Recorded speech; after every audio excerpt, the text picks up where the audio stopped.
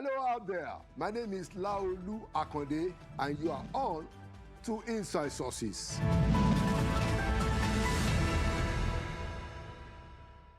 Today, I'm featuring two very important segments, and so I'm skipping my take. The opening segment is what the IPI Nigeria chapter has done regarding 3 leading Nigerian public officials who have assaulted press freedom. IPI, that is the International Press Institute, has stood against that behavior and conduct in a bold move. And the second edition is an explosive interview with a leading Nigerian cleric. It's one interview you don't want to miss. Inside Sources will get on the road right after this. Welcome back to Inside Sources. Today, I'm leading the show to discuss a very important development in the Nigerian media space. The International Press Institute, a few days ago, decided to unveil its book of infamy. 3 names came up, and we're going to have a discussions about those 3 names and why they got on the list, the book of infamy. To join me in that very important conversation that establishes the place of the Nigerian press in the polity is an international journalist, media relations guru, and the correspondent of Al Jazeera News, the English edition, who has also reported for BBC and NBC News. I'd like to welcome, for the first time, to Inside Sources, Mr. Fidelis Mba. It's a pleasure being here. Welcome to Inside Sources. Thank you. Thank you. And also, let me say welcome too, because we're having a joint show today. Absolutely. Yeah. Absolutely. So I want to start by asking you to explain to our audience what it is that IPI just did. Okay, thank you. We came up with the idea of the Book of Infamy in 2022.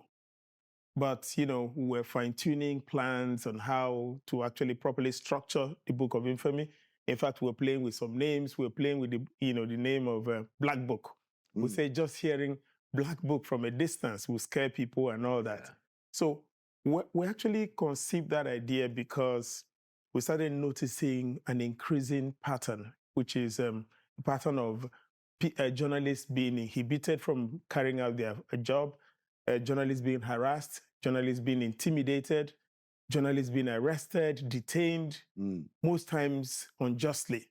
We're not excusing that some of our colleagues don't stray, off the line. But in this case, it was continuing where you just see journalists who go out for an assignment, they are hounded, they go to cover a protest, they are arrested along with other people. Even if you're targeting, for instance, say maybe suspected terrorists are even out or something. If you find a journalist there, it's possible the journalist is either investigating or the journalist is there to cover maybe a protest. But if for any reason you have a case where maybe you have a case against the journalist, then there are legal ways to seek redress, not just hounding the journalist. So we're saying, even if you feel a journalist has done something wrong, seek redress. There are legal means of seeking redress, not just arbitrary calling because the commissioner of police in your state is your friend, or maybe you're a governor, you're in control of the commissioner of police, or you're in control of DSS, then you just call them to pick up the journalist. Yeah, excellent. So I'm going to read from the statement that IPI released a few days ago at its meeting. It says, today we are compelled to add 3 Nigerian public officials to the IPI Nigeria Book of Infamy. Their actions represent serious violations of press freedom and democratic norms, making them the first set of individuals to earn a place in this accountability record. And the names are Governor Muhammad Umaru Bago, the governor of Niger State, the Inspector General of Police, Mr. Kayode Egbetokun, and the third name is that of Governor Umo Eno of Akwa Ibom State. So those are the 3 names that are in the Book of Infamy. Correct. Now, for people, for easier explanation, the Book of Infamy. Infamy means that somebody who has done something bad and wicked, okay?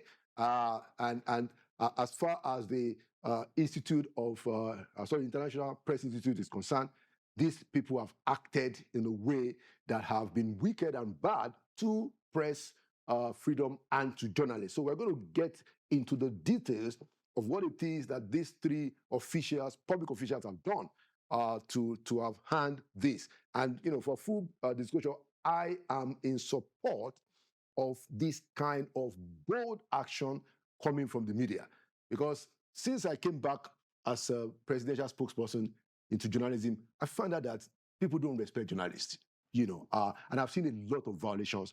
And so when I heard about this, I was immediately impressed that there is an organization that understands how to protect, the image of the press, because the Constitution of Nigeria, gives the press a mandate. Yeah. We have a constitutional mandate. So this is very important. And like he said, it is not it's not a personal, but it's to protect the democratic space. I was discussing with both yourself and the president that even under military rule in this country, journalists, fought the military to a standstill. So now that we are in a democratic regime, we shouldn't have to tolerate this kind of conduct that is contrary to the democratic norms that all of us Nigerians have committed to. So I'm going to ask you, let's start with the first name, that is Governor Bago. What did Governor Bago do? Okay, for Governor Bago, there's a radio station called Badegi FM. Badegi FM has been like one of the radio stations that has been trying to hold government accountable. In Niger State? Yeah, in Niger State. So the radio station aired a program where one of the anchors talked about, because government was planning to build a flyover, which is common with our public officials. If you fly over, once you build a flyover, people should clap for you, then you've solved the entire state problem. They were trying to build a flyover. And they said this place is where not even up to 500 vehicles ply that road. And they're like, why would you waste a colossal amount? It's not a busy area. Yeah, it's not a busy area. There's no traffic. Why is it just for aesthetics that you want to spend billions to build a flyover? And we have a case of, like in Mina, they have a case of lack of water supply. He said, why not use this money and provide water for residents of Mina? That was what the anchor was talking about on radio. Yes, or solve other problems. That was one. And then he said, look, that is based on how you touch people's lives, that people would gladly re-elect you, not by just for the sake of it, just putting up a flyover. So the governor felt offended and sent one of the agencies of government to go and shut down the radio station. Just shutting them down, to also withdraw their license. So they're now like, look. But their license is a federal license. Yeah, not even that. Number one, no governor, no public official has any right to shut down a radio station. That's number one. Right. Number two, nobody has the right to withdraw a license of any broadcast station. Right. Because all these rights rest with NBC, that's the National Broadcasting Commission. Right. And even for the NBC to take this decision, they need to go to court to make a presentation. Right. And then the court will listen to the people who, the accused, and then they're the plaintiffs as well, listen to their arguments, and then make a decision as to whether their license should be withdrawn. It's not something that you just wake up and do, carry out by fiat. So he did that. The Honorable Minister of Information, who is also incidentally from Niger State, intervened. He is our member as well. He's a member of the IPI. Yeah. He intervened. I saw him at the program. Yes, we reached out to him. So he went to the governor, called the owners of the station, tried to intervene so that they can settle this out of court. But the governor, at that point, because the station had gone to court to stop them, because they were out to just bring down their structure and withdraw their license, stop them from broadcasting.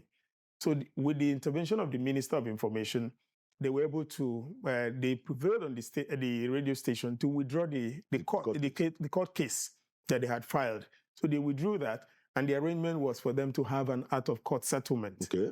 Just a few days after, the next thing, the government people started again harassing them, trying to censor what they were. How were they doing that? Like coming there to intimidate people at work, still telling them that they were going to bring down their, were these law enforcement agents or just no, just officials of government? I can't remember that particular arm, but it's an arm of government, Okay. under the governor's supervision that went there. And even when the governor was prevailed on, he kept saying that, look, that they've erred and that he's going to stop them from broadcasting. We issued a statement. We issued a statement, not just one. We even wrote personally to the governor. It was ignored. We kept trying to intervene. In fact, right now, Badege FM has even gone back to court to say, look, we're seeking for protection because these guys have reneged on the agreement we had due to the intervention of the minister. So with that, we kept reaching out to the Niger State government, but the governor was not willing to listen. So it was at that point we're like, look, if we allow this man, he's going to even do worse. This is not even the first incident. Before now, we had a case of somebody, a journalist, who went to cover an event, who just went to cover an event and was assaulted by officials attached to the governor. And then we also had a case where a correspondent of the now defunct Voice of America was in Niger State and was also assaulted. So we're like, look, you were assaulted by officials, of government officials. So we're like, and all those times we issued statements, we wrote to government to rein in those officials, but nothing was done. So he's been setting a bad precedent, and we're like, if we keep allowing him, there should be some form of checks, because most of these governors, even if you go to the police, what would the police do? They hide under the case of immunity, and they do whatever they want to do. So that's why we decided to include his name. The vice president, you remember when we had our conference? Yeah.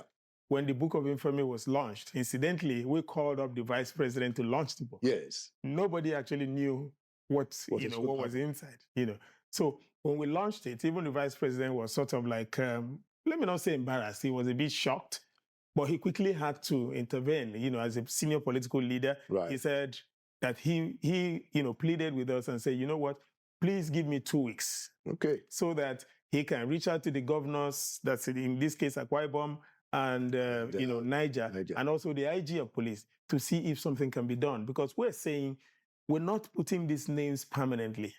We're just saying the names will be there as long as as their excesses have not been redeemed. But once you correct the things we're complaining about, we take them off. And that's commendable of the vice president, by the way. I was impressed that the vice president held the book. And we had that photo. Even when he looked at it, he like, oh, what a name.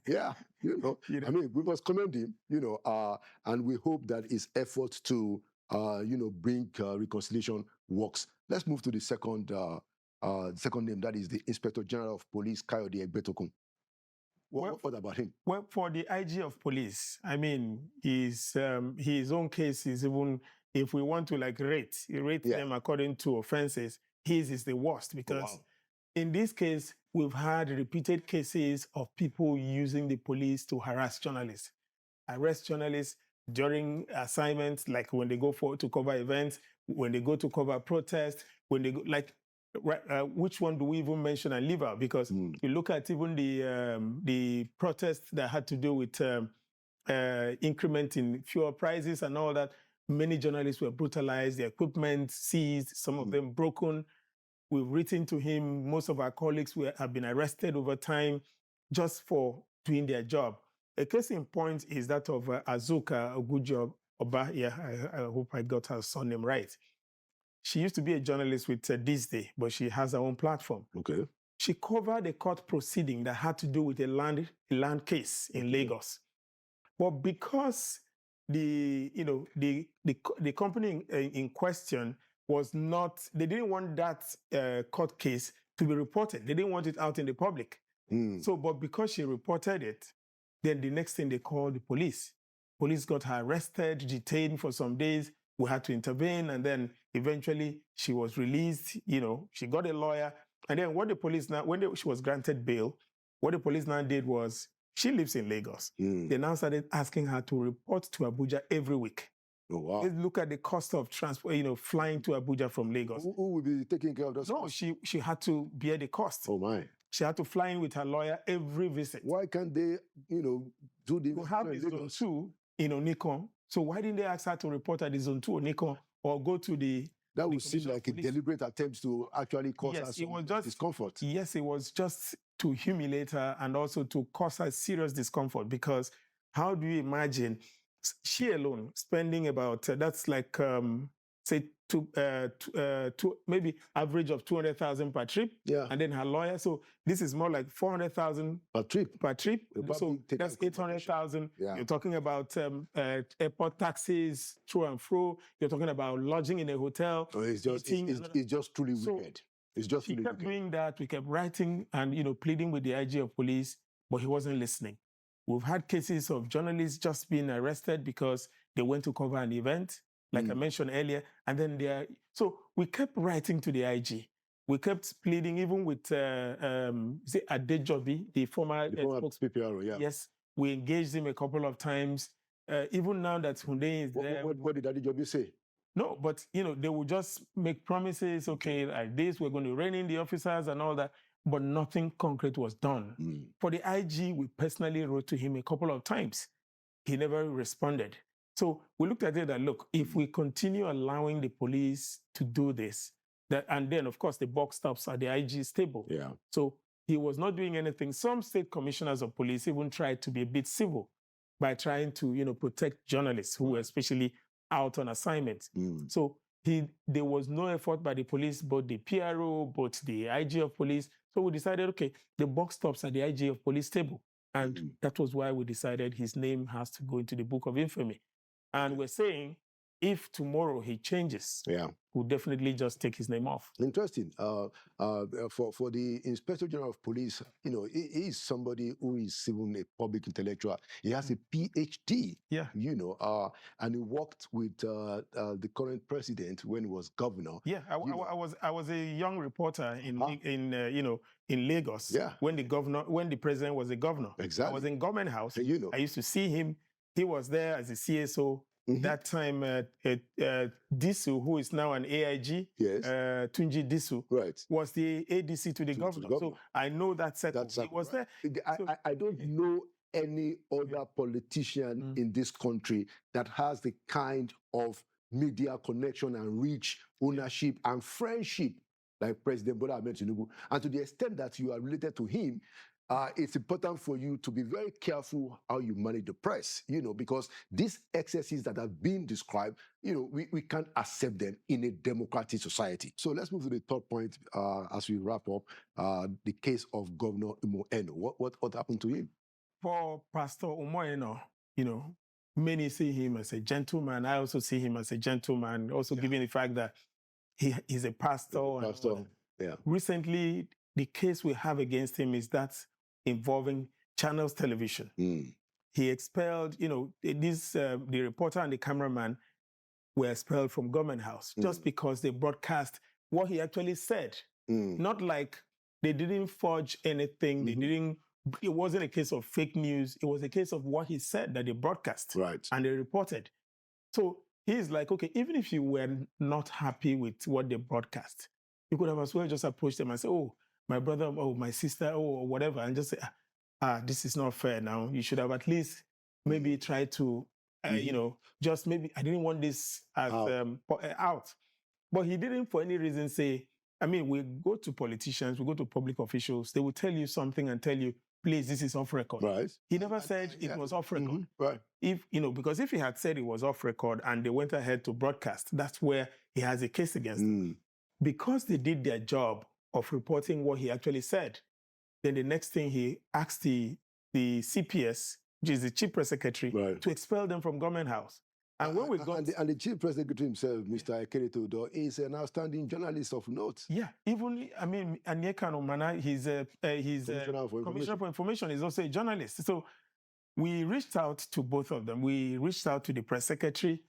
He tried to justify why these guys should be replaced. And we said, it's not within your purview to dictate to a media house who should cover. Yeah, because except you don't want that media house entirely. You can just say, okay, we don't want that is some form of censorship. Yes, we said allow them to decide who they should send to Government House to report for them. You can't dictate. What if the other ones also commit a similar offense? Is that how you will keep sending them out And, Right. so we told him that won't happen. We reached out to Emmanuel as well. He gave the same reason that they've written to channels to send another crew. We said, no, that wouldn't happen. We wrote to the governor. He ignored us. We, sent people to try to, to possibly see how this can be resolved. Nothing was done. This is like unofficial, Right. means of trying to resolve this off the record. We kept back and forth trying to intervene, but the governor or the government house, in this case, or the state government, was adamant that the channel's reporters would not be reinstated. This is 7 months. We're not talking about 2 weeks. We're not talking about 1 month. Not 7 months. 7 months. And we're like, look, this is just too much. Yeah. And that unless he recalls these guys, which is the channel's crew, we'll have to put his name there because this is setting a very bad precedent. And if we allow this to, to slide, others will take a cue from that. Yeah. Other state governors will go, okay, it's actually important, or maybe we will do this without getting any form of punishment. That's why we say, okay, we have to include his name. Even though the next day his aides went on a propaganda overdrive, they gotten a commendation from the NUJ and all that, other associations, even showing a picture of the NUJ president handing a plaque or something or an award to the governor.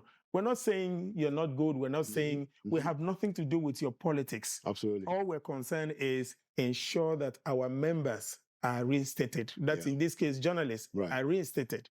Even though they're not our members as IPI, but they are colleagues, they're journalists, they should be allowed to do their jobs without any form of censorship and without you dictating who a media house should be able to send to cover your activity. They think it's just we doing this in Abuja.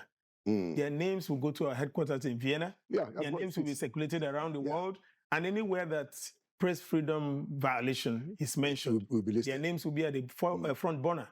And this also has some diplomatic implications. Of course. Because these countries that you're sending this to, they'll be surprised, even with their international, with their diplomatic passport. You might get to a particular country, they'll say, sorry. There's an issue. Thank you so much, Mr. Federalism. But I think that all our colleagues, every journalist, should be in support of this very brave move of IPI. Our editorial writers should do editorials about these three people until they redeem the situation.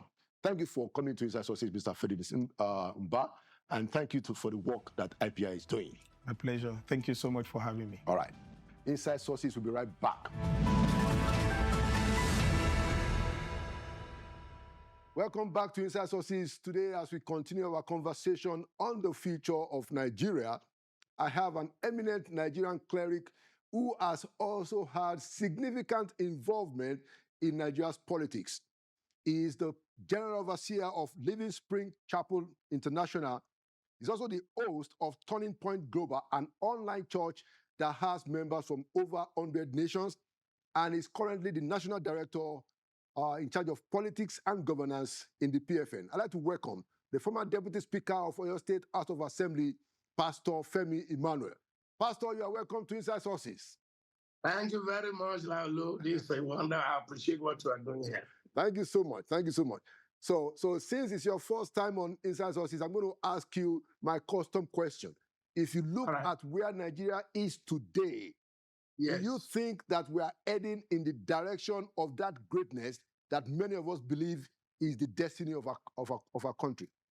Not at all. We are heading in the wrong direction. We are taking one step forward and 10 steps backward. We are not heading in the right direction at all. This was not the dream of the forefathers of Nigeria. So what do you think is wrong with the direction that we are taking now, and what can we do to fix it? Our problem as a country is foundational. Nigeria problem is foundational, is fundamental. The scripture says, if the foundation is wrong, what can the righteous do? Nigeria was structured to fail ab initio. From the British colonial masters, I always ask people, Google and search for Mr. Harold Smith's confession on Nigeria. I'm sure you must have also done that before. Yes. That old man who said his conscience can't let him rest and go to his grave, and confess how the British colonial master mandated the British officers that were here, and he was one of them, to make sure that the power, now two things, the census was corrupted, manipulated, and given the largest population to the north, and that the headship, the election of 1959 prior to the independence should go to the north. It was a special directive from the Home Office. So from the beginning, the country was handed over to the north. And that is the basis of our problem. And if you go back to history, the founding fathers, Chief Femi of blessed memory, Dr. Nnamdi Azikiwe, and Sir Ahmadu Bello. You know, Nigeria was a negotiated country. And what was negotiated was a federal structure. Even then, Chief Femi said the statement, is evergreen statement, and Nigeria is a mere geographical expression. And Dr. Nnamdi Azikiwe said, look, we are the same, we could run together. And you remember what Sir Ahmadu Bello said? He said, no, we are not the same. You are an Igbo from the east, a Christian. I am a Fulani, a Muslim from the north. That we are different. We can only manage our differences. It is that differences we mismanage. When the coup of 1966 came and suspended the federal constitution and slammed on us the unitary system, which we are still battling with today. What we call constitution today is not the Nigerian constitution. It's a unitary system, military decree, which we are lying to ourselves about. So the problem of Nigeria is foundational. And until we return to who we were before the military intervention, we will not get ourselves right. Excellent point, Pastor. And I'm very glad that you've also come in touch with what Aaron Smith said. I had a guest about a couple months ago who actually met Mr. Smith, recorded him on video in London, and you know they put out his book. So everything that you've said about him is very correct. As a matter of fact, why those Nigerian nationalists were meeting in London, their hotel rooms were bugged. They bugged their hotel rooms. They were monitoring them. So clearly, so clearly the foundation was very shaky. But even then, we ourselves now, when we took over, we made the situation worse by the breakdown of law and order that led to civil war and then eventual military. So my next question is that, so what are we supposed to do? So now we've been independent for 65 years, Pastor. So can we still be holding, the British folks responsible for what has happened to us? Mr. Alaulu, you and I have just said, once the foundation is wrong, there is nothing you build on it that will stand. We've been independent now for 65 years. If we continue this way for the next 65 years, we will still be like this. When a train derails, it doesn't just go running in the bush. Nothing makes a wrong right until you correct it. That's why I believe that what the patriots are saying, the Chief Emeka Yauko and co. That's the way. This one, we are just buying time. We are just frustrating ourselves. We don't trust ourselves. Mr. Alaulu, we could be one country, but we are not one nation. Every time I see you and your guests, I see Okimbaloye, I see many of you, anytime anyone begin to say, we are a nation, I tune off. We are not a nation. We could be a country. I mean, we could agree to live together, which was what the original constitution was all about, federalism. It is good to be together for size, for economy, for military power. But to say that, look, Google, again, I will be asking you to do a lot of Google and find out the meaning of a nation. A nation is a community of people with the same ancestry, the same tradition, the same culture, the same value system, the same vision, the same mission. Laulu, are we that? We were different nations, different kingdoms before the British came to colonize us and forced us together in an amalgamation of evil. And you know that we were amalgamated for their own commercial purposes. And when the military came, they entrenched that northernization. They entrenched it on us. Don't forget that the military were on us for about 33 years. That's a whole generation. And when you look at the military general, from Murtala Mohammed to late Muhammadu Buhari, to late, not late, to Ibrahim Badamasi, to Abacha, to Absalam Abubakar. Those were the main military powers that ruled over us, apart from the 2.5 years of Obasanjo after the death of and then General Gowon. General Gowon that started it. But you see that after Gowon, all the other, and of course, you know, in the military, it is obeys the last command. And look at those generals I mentioned. They were all Muslim Fulanis from the north. So they took time to entrench Nigeria and gave it to the north. And when I say the north, gave it to the Fulanis. That is the truth. It may be a very hard truth to say, but that is the truth. And except we go to the truth and find out this is our situation, what can we do? Then we will continue to just be in vicious cycle. Yeah, so Nigeria we have been entrenched in an unending crisis. And if you know the history of the Fulanis, you know, an invasion. Usman Dan Fodio invaded the north, subdued the Hausas. The Hausa is a subdued nation. Now, there is no major city in the north where you don't have an emir. And go and find out, sir, there is no Hausa emir. They are all Fulani emirs. And what is the problem we are having today? This insurgency, this crisis, is it not the headers, the Fulani's extremists? It is all tied together.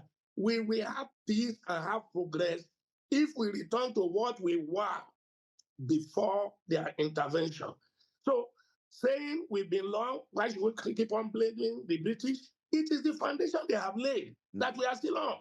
And nothing will make a wrong right until you correct. I agree with you, Pastor.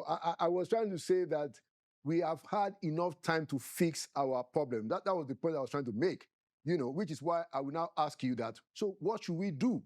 There is no amount. What can we do? What can we do if we don't fix it from the foundation? There is no. I've listened to so many arguments on TV. I just say no.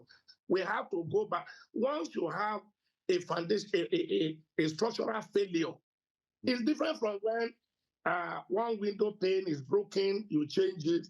Your plumber, the WC is broken, you call the plumber to fix it. But when it's a structural failure, you have to go to the foundation. That's why all these constitutional amendments, you can't amend a lie. We're just wasting time and buying time. You can't amend the lie.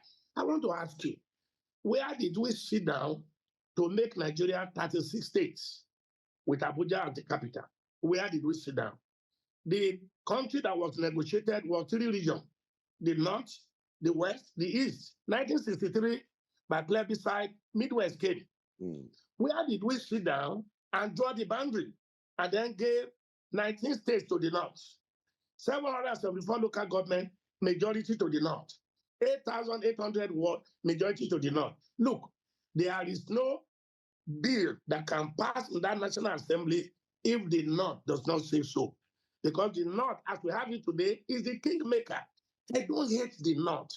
I love the Hausas. I love the Fulani, but we must tell the truth. So anybody that is talking about fixing Nigeria, that is overlooking the foundation and is saying, let's just go. It's not possible. It's not possible. That's why I refer you to the Patriot and some other a good Nigeria that are saying, look, we have looked into this situation, except I am a pastor today by the grace of God, and a general overseer for that matter. And I can tell you with all honesty that even God Almighty did not make Nigeria one. No, it was the colonial master that forced us together, and the military came and reinforced it. Except we untie ourselves, we are going to be plagued. It's going to be a long night. Very, very interesting points that you are giving us, and I agree, entirely with your view that we have to fix this, and one of the things that I am also trying to do is to raise awareness about what has to happen now. So, for instance, I have great expectations that now that you have somebody like the President Bola Ahmed Tinubu in the office, he was, I mean, before he got there, he was sounding just like yourself and myself that this thing has to be restructured. Now, would it not be a disappointment if President Tinubu does not do this thing, in your view? Because it's one of the things that I'm holding out hope that he can lead the effort to restructure this country. President Bola Tinubu, to his credit, before he became president, was a strong advocate of true federalism. That's what he was known for. True federalism. But, he said he has ambition to rule. By the grace of God, he's there now. But he's in a very tight corner, Mr. Olaolu. I doff my hat for him. He's a courageous man. You can see bold and courageous steps he has taken so far, including the latest appointment of the Minister of Defense, which everybody seems to have applauded. Wow. So a subsidy is gone. That takes boldness to do. True. Because even the military generals and the previous president, everybody knew the subsidy was killing us, but who has the will to do it? Because the powers that were behind subsidy will swallow you up. But look at the boldness, look at the courage in many of his decisions. He's not an angel. Nigerian president is said to be one of the most powerful presidents in the world. That's why people are killing themselves to be president. So let's have strong states and regions, and let us have the president there to do the other thing we have mentioned. That is the only way out. And that is what he should do. If I see him today, I'm asked to advise him. I know it's not going to be easy, because those that are benefiting from this crisis, those that are benefiting from the problem we want to hold on to it. The National Assembly we have cannot do it. Now, they will tell you, you have your representative in the National Assembly. Go and talk to them. Between you and I, are they really representing us? Those who got there, and the first bill they passed was how to feather their nest, the constituency project, and the governors. Everybody is feeding fat except the masses. This madness must stop. All our children are japa. It's like Nigeria is a burning roof. It's like a nation that is coming down. How many of us will japa? At what age? Those who japa, what did they have to come over there? So the earlier all of us begin, look, we don't need the next election. What we need is not the next thing Nigeria needs is not election. The next thing Nigeria needs is to fix this nation. Is to fix this nation the way we are talking it now. Let's sit down, bring out the 2014 Constitutional Conference document, think how we did. Let's see what is still relevant. Let's see what. That's the way to go. And let us have a referendum. You have a constitution that does not have a referendum. It's just to tie the other people down to the apron of the ruler. I said, look, this is not Federal Republic of Nigeria. This is Federal Republic of the North. And that is the truth. Very hard truth, but that is the truth. Very interesting. Even though we seem to have gotten the idea of rotational presidency, and it seems to be working well. But what do you think about that? Is it working? Oh, well, at least it's now the turn of the South. It was the. Look. I'm not a politician. I've done that 32 years ago. I'm now a leader of men. Look at what happened to PDP. Look at that crisis. If it's working, there is this gentleman agreement. 8 years in the north, 8 years to the south. The south, yes. And President Muhammad Buhari did 8 years. Yes. So by that gentlemanly agreement, he should go to the south. Yes. Because you saw another man came up and said, I still want to do, which was what brought crisis to PDP. They have not solved that problem till today. That's so how correct. do you say it's not working? It's not working. Because that eight years shift is not it's not in the constitution. It's a gentleman agreement, which he said, look, some people will tell you, as long as you are in Nigeria, you are qualified to vote, which is what is in the constitution. But there is this gentleman agreement which he broke, and that he broke PDP up to today. He did. And everybody's talking about are becoming one party. Is it becoming one party state? Things are just happening. I mean, getting worse every day. We can't continue like this. We can't. I agree entirely. But let's move on to another topic that I wanted you to talk about. Right. So the insecurity, the killings in the country, and what had happened recently when we had the unusual occasion of an American president saying, "Hey, what's going on there?" You know. Yeah. So what's your take about the intervention of Mr. Donald Trump in our? Well, in fact, he said that there is genocide going on in Nigeria. Yes. Mr. Lalu, nobody can deny that there is genocide going on in Nigeria, real time. And it's not just that today. It's been on for a long time. Those of us in the South, we may not feel the heat, but our brothers in the Northeast, Northwest, to a large extent, North Central, are under attack. You see, even if you are not there in Maiduguri, in Yobe, in Plateau, you see the number of people buried every day. You saw the cry out of Reverend Ezekiel Dachoma and several others. You saw those footages, everyday cry, everyday death, everyday shooting. So Donald Trump tweets was only a wake-up call. It's been there. And you know, America pride themselves in being the policeman of the world. America pride themselves that, look, we cannot open our eyes and let such crises. It's been on for long. Whoever say there is no genocide in Nigeria is being economical with the truth. It's not being honest. It's been going on. Killing, especially Christians. It's not only Christians that are killed. Muslims are being killed. But initially when Boko Haram started, it was focused on Christians. Later, some Muslims too are being killed. But if you find that, if you go and profile, every life is important. Muslim and Christian, every Nigerian life is important. Yes. And it pains my heart, whether it's a Christian or Muslim or non-believer or free thinker, nobody make life, nobody should take another person's life. But we have a group of people who felt the rest of us are infidels.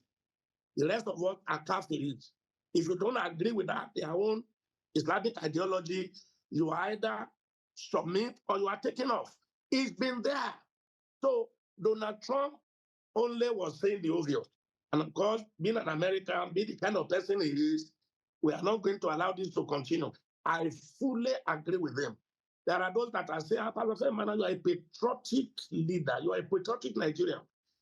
If Donald Trump should come, there is no nation American had ever gone that were left the same. And there are a lot of all kinds of theories outside there.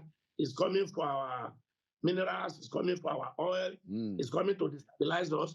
If I heard him well, President Donald Trump did not say it's coming to take over Nigeria and annex it to America. He did not say it's coming to take over our presidency and remove our president. I didn't hear him say that. He said if Nigerian system or government is not able to trace out these killers and stop them, America will not mind coming to fish out these killers, these bloodthirsty killers, these ones that are killing with impunity and nobody is able to restrain them. That America will not open their eyes. Do you know how many thousands have been killed? Thousands. I mean, when we are not in a war. So if I heard him well, he didn't say he's coming to take over our government. He did not say he's coming to take out our president. He's saying if Nigerian government will not be able to stop them, and from all that you have seen, have we been able to stop them? Have we been able to secure life? No. We don't be able to do so. So if we take an outsider, a Donald Trump, to help us, I think so be it. And I think the government should not shy away. This thing is overwhelming. The truth is that we have been overwhelmed. Nigerian government has been overwhelmed. Nigerian people have been overwhelmed, except those who just want to be dishonest, except those who also want a Sharia. You know, the problem with Nigeria, we have a country where you have two laws side by side. The North is in penal code, Sharia. Sharia that tells you should not abuse the prophet, and if you do that, you are killed. And how do you have a country, you have two laws side by side? Mention another country like that to me. That one is Sharia. We are criminal code, and we say it's running together. We are just being untruthful. We are just being hypocritical. Everybody is careful not to offend the full animal. I watch the former president of Kaduna El-Rufai that says a full animal never forgive. A full animal will take you out. And I watch the Bauchi state governor. I'm mentioning this name, you can find them in the public space. Yeah. That said, the full animal everywhere is his country. Anywhere he moves to, that is his country. He doesn't respect boundaries. He doesn't follow your constitution because they believe that the whole place is given to them by their God. That's what we are fighting. That's what we are up against. And it's an ideology. Can't be pacified. When I see negotiation with the terrorists, do you negotiate with terrorists?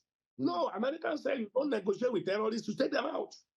You don't negotiate. It's an ideology. The leaders, why they are on earth, to further the cause of their religion. And except you accept their own religious way of life, you are an infidel. An infidel should be killed. If an infidel is killed, there is reward for them in their paradise. And if they die killing an infidel, there are 7 virgins waiting for them up there. Now, can you think of such a demented orientation? And they believe it. Now, how do you fight a man that is ready to die? So when people say, no, diversity, the beauty of our diversity, I said diversity with who? With people who want to take over. They are out to take over, brought in from the Sahel region to take over. And they don't believe in democracy. So how do you sit down and discuss with such people? Well, I don't have a problem with them. If that is what they want to do, let's leave them to do it. I watch the Emma of Kano. So are you talking of SLS, Sanusi Lamido? Yes, Sanusi Lamido. I watch him, and he's still in the public space. He said one time, that was when I knew this man will have a problem. He said, if you take Northeast and Northwest as a country, he said it will be the poorest country on earth. And if you take Northeast and Northwest out of Nigeria, in no time, Nigeria will be like Singapore. I said, they will soon go after this man. And you saw what happened. Because anyone that wants to say such a hard thing, and he is the Fulani man, and Emma was a prince then, being vocal, being who he is. And that is the truth. If Sharia, they can't live under a democracy. They don't believe in democracy. They can't live in a democracy. They want to live in a Sharia state. If that is what they want, give it to them. But let the rest of us also live our life. Exactly. And let us have a way to coordinate at the top. Thank you. Thank you so much. One last question that I wanted to respond to very quickly. So you are the director of politics and governance for the Pentecostal Fellowship of Nigeria. Yes. What ought to be the role of the church, as a religious body? A lot of Nigerians, we are religious people, whether Christians or Muslims. Yes. How can the church be an agent of the kind of change that we so desire in our country? Thank you very much. Nigeria is a highly religious country, but highly ungodly. Religiosity and godliness, they are two different things. You talk about the church now, and this is the burden I carry.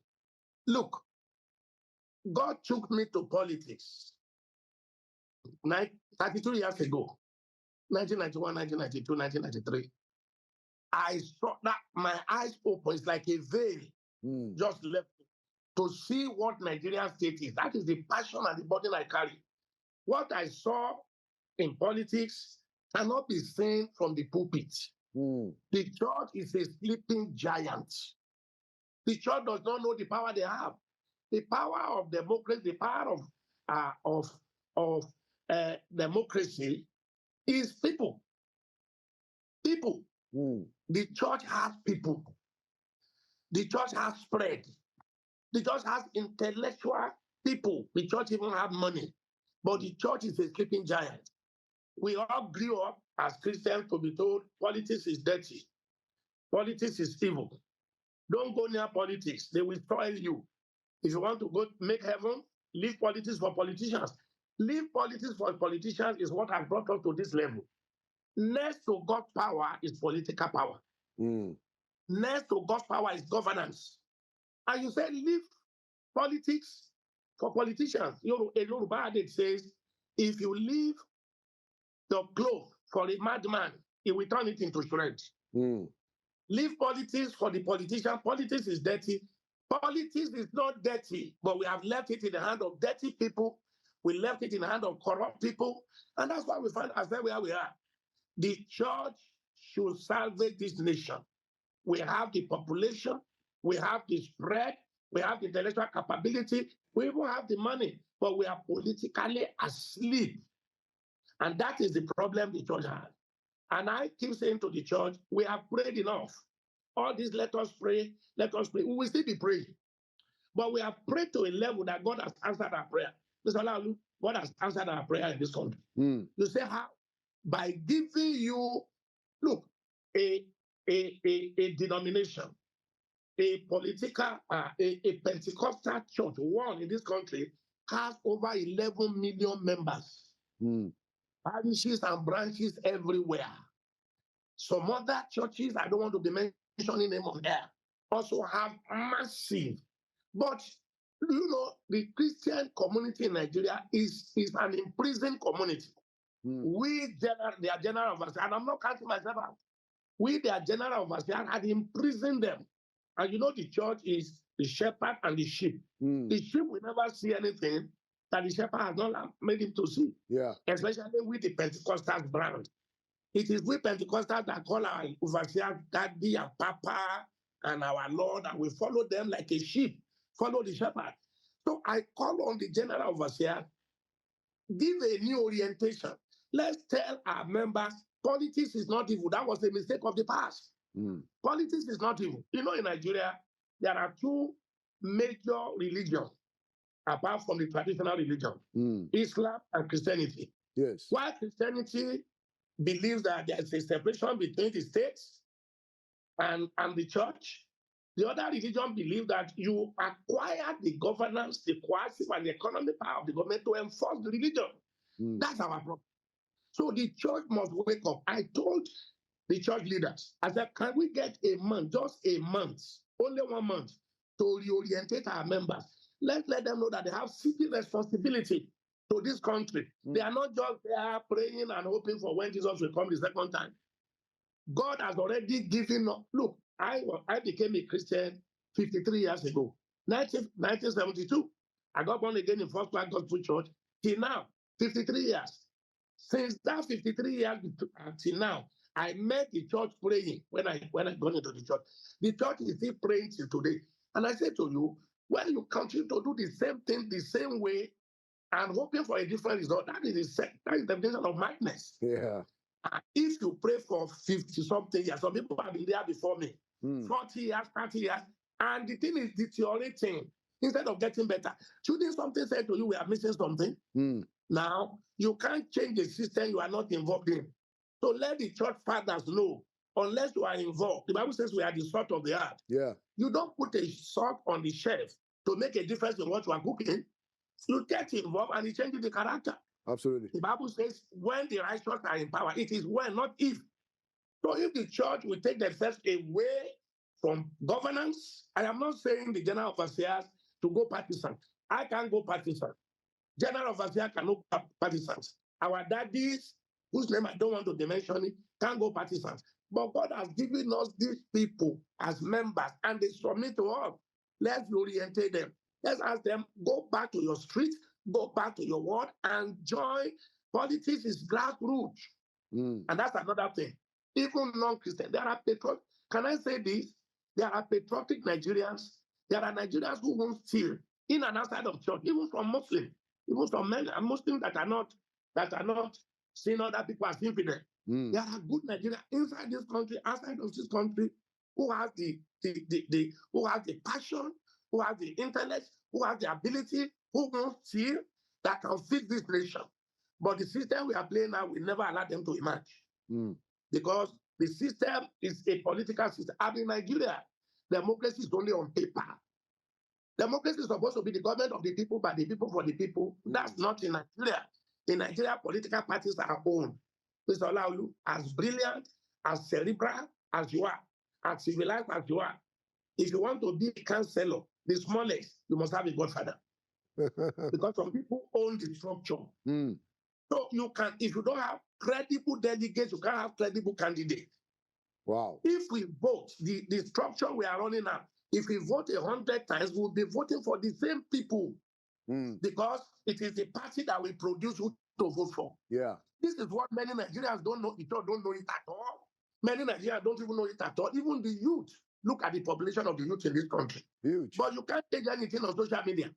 You can't say anything agitating. You can't say anything speaking big grammar. You can't change it running away. No, we got to sit. We want to move to the grassroots, overwhelm them at the ward, and produce delegates that will vote for credible candidates. Then Nigeria will be making headway. Thank you so much, Pastor Femi Emmanuel, for your very deep insights today. Thank you for your voice on the situation of the country. Thank you for your projection, and thank you for coming to Inside Sources. Thank you for inviting me. I appreciate it. All right, sir. Thank you so much.